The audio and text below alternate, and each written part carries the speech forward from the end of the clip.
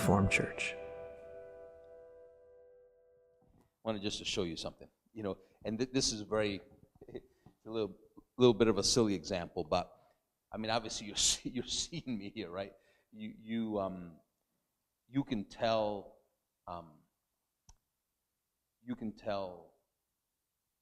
what I'm like, what I look like, right? You can tell all my characteristics, right? And this, just putting this on, right,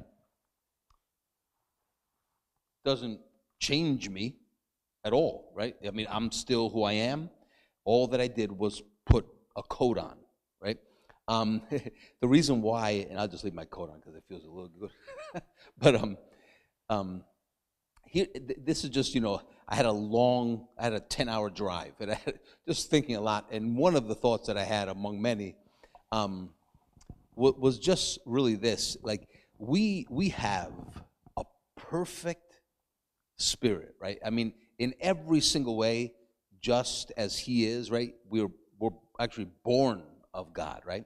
So that means that the spirit that we have is just as he is, his qualities, his characteristics, right? You even read in Galatians, the Lord talks about it in different places, about being, in Romans also, about being mindful of the Spirit, right? Being spiritually minded. But if you think about that, right, it's mindful of that, which sure is not seen, but mindful of that which is spiritual, but mindful also, we can be mindful of who we are in the Spirit as we behold the Lord. And the thing that honestly that just, I don't know, just, when the Lord just shows you something, it just sticks with you. And maybe to other people, when you talk to them about it, it's like, oh, yeah, I know that. Like, we talk about it all the time. But your body, right, your flesh, I should say, sorry, your flesh is nothing but a coat for your spirit. Like, in other words, who you really are, right, is like who you are underneath the coat. That's who you are. But the coat, right, the flesh that you put on top of that, I mean, Paul refers to it, and I can read you a verse, right, where he refers to it just as his tent, right? So what the person is the person in the tent, right? The person is the person that's wearing the coat, right? But the coat doesn't define you. The coat doesn't really stand at all for who you are. It's just a coat. It's just a layer. And obviously, you can care for it, right? And you can take care of it, but it doesn't define you, right? And it's just an interesting thing that when you think about how, who we are in the Spirit and who the Lord has made us, and how our spirit is perfect, you really see how, the thought that I was having is like, wow, how great is our perfection, where the only thing that is not perfected is your coat, right? And there's a carnal mind, obviously, that needs to be renewed, right? But to be able to see that, like, who you are holistically, right, is that you are a spirit that has a body on, right? But there's, when you're interacting with the world judges everything by the coat, right? Because every single thing, because the spirit that the world is of, obviously, is all about what is natural, what is sensual, meaning of the senses. Like, you can see it, you can hear it, you can touch it, you can taste it, right? So when we that are spiritual, in other words, we're spiritual people that are in an earthly house, right? An earthly tent.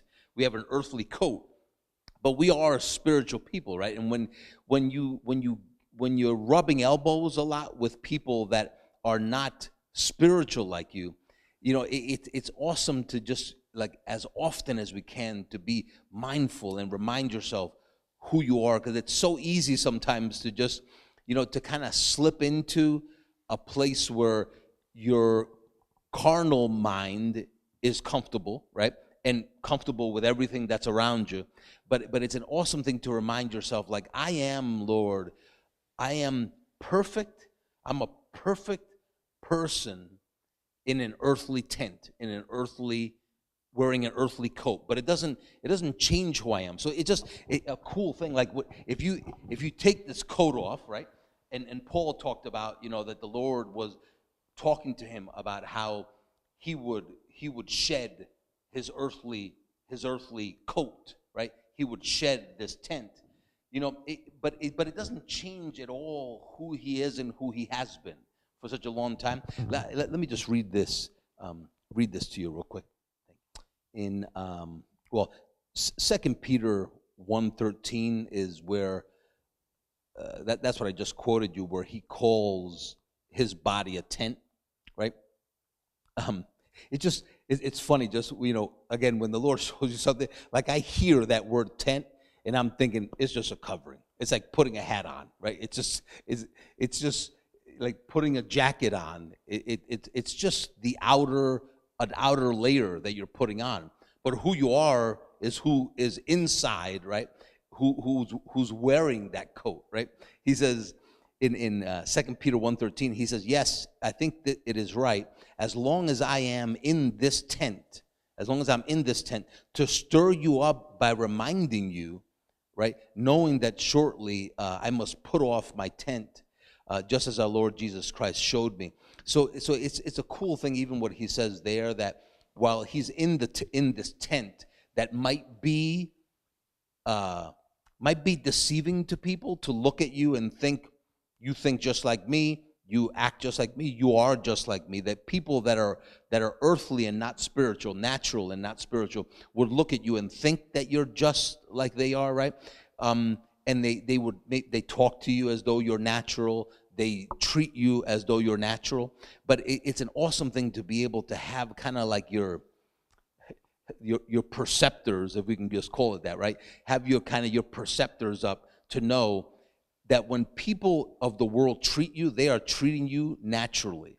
And we can think that on the surface there's nothing wrong with someone treating you naturally, apart from the fact that you're not. Right?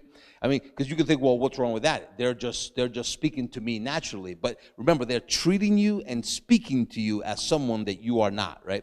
So being mindful of that is an awesome thing, because you understand, like, okay, you're talking to me like someone that I'm not. You're addressing me and speaking about things and about me and about what's going on in your life and everybody else's life like someone that is natural, and having your perceptors up to know how you rightly divide what someone's saying, right, is a helpful thing, very helpful thing. In 2 Corinthians 5 verse 1, he says, for I know that if our earthly house, again, he refers to it as a tent and refers to it as a house. Like the person living in the house is the one that's doing the living, not the coat, not the house, right? You're in a house, you're in a tent, you're wearing a coat, but the one that's doing the living is Christ in you, right? It's no longer I that live, but it's Christ that lives in me. But you see how clear that becomes? The reason why Paul could just say it's no longer I that live, it's Christ that lives in me. I'm a spiritual being. I'm a spiritual person living in an earthly tent. How would it not be Christ living and not me, right? And I get it that a lot of times it is not like that, right? Because we're living naturally and we're thinking naturally.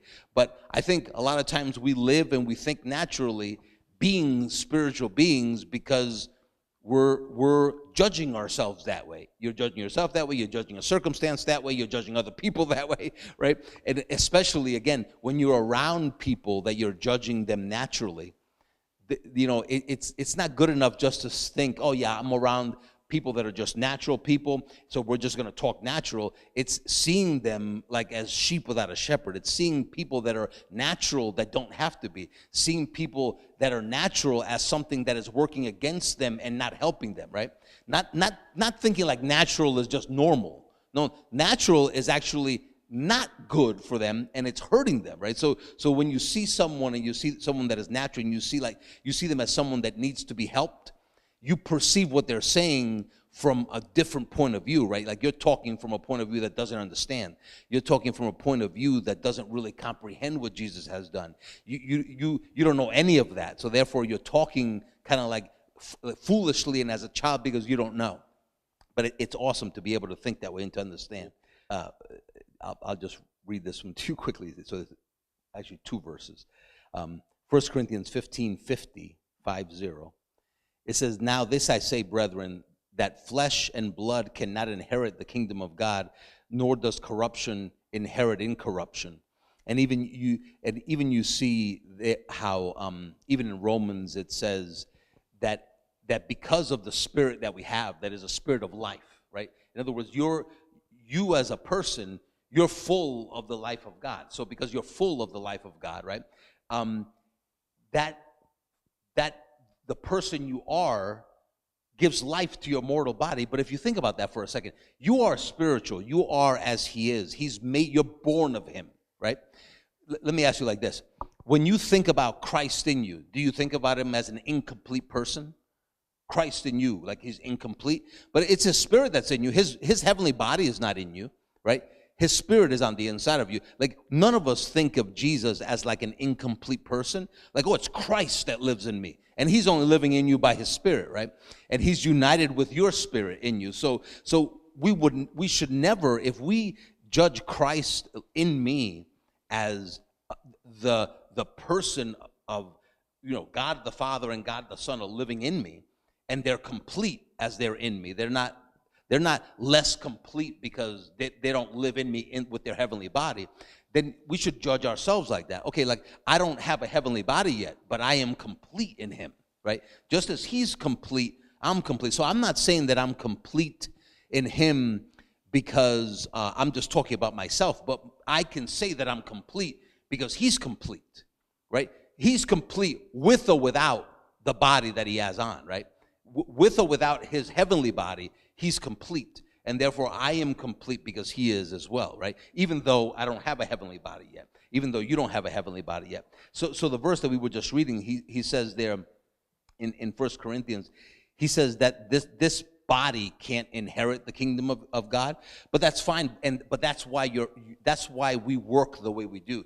That's why our spirit, which is immortal, right, wants to swallow up this that is mortal, right? It wants to swallow up mortality. That's why it wants to swallow it up, because that is as mortality is swallowed up by immortality through the knowledge of Jesus, right? You continually become more and more on the outside. You begin to look more and more like yourself, right? Like, this is not what I look like, right? In other words,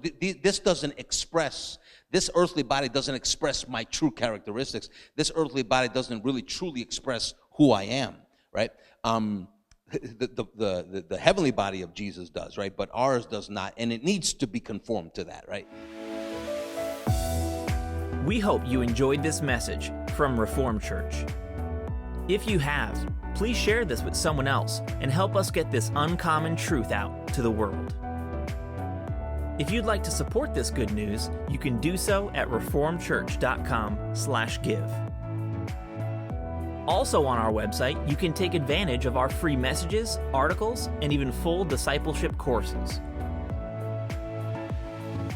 Start reforming your mind now at reformedchurch.com.